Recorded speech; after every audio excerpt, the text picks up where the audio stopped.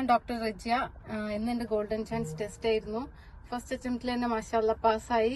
അതിന്റെ full credits ബഷീർക്കാക്ക് തന്നെയാണ്. നാട്ടില് ലൈസൻസ് ഉണ്ടെന്ന് തന്നെ ഉള്ളൂ, പക്ഷെ ബേസിക് ലെവലായിരുന്നു ഡ്രൈവിംഗ് എക്സ്പീരിയൻസ് ഒക്കെ. സ്റ്റിയറിംഗ് ബാലൻസ് പോലും ഇല്ലായിരുന്നു.